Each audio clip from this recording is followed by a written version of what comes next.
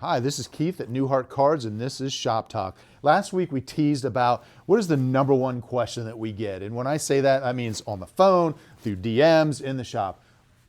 What is the percentage that we pay? And the answer that we say every single time is, well, it depends, right?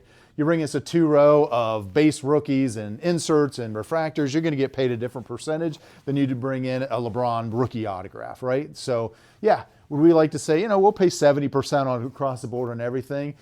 It just doesn't happen that way. Will we pay more on some stuff? Absolutely. But as Rick from Pawn Store say, we got to keep the lights on. We got to frame this, we got to put this in a mag, we got to do this and that. And when was the last time in a show that somebody paid you 100% of comps, right? So, if I'm paying 85, 90% trying to keep the lights on, pay my, taxes and payroll, you're not coming in and buying a card at 100% most of the time.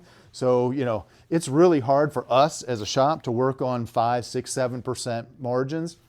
And to be honest, I don't know how a lot of the repackers do it as well. They come in and they pay us 87%, and then they're turning around and trying to sell at 91 or 92%. Those margins are super thin, and some of those margins you really only talk about when you're talking about gas and food and Kroger. That's the kind of margins they work on. But cards, that is such a small margin for if one bad comp goes on, there you go, right? You lose your whole bankroll. So yeah. So is that a complicated answer? Yeah, it is. But for us to say across the board we're paying 80% or 85% or 60%, whatever, there's no real true answer. So just kind of wanted to go through that, just how we think in our brains. And also Gary and Jason taught us how to get on Discord. So if you have questions, please leave it in that we may answer in there, or we may save it for the next show as well. So thanks. This has been Keith at Newhart Cards, and this is Shop Talk.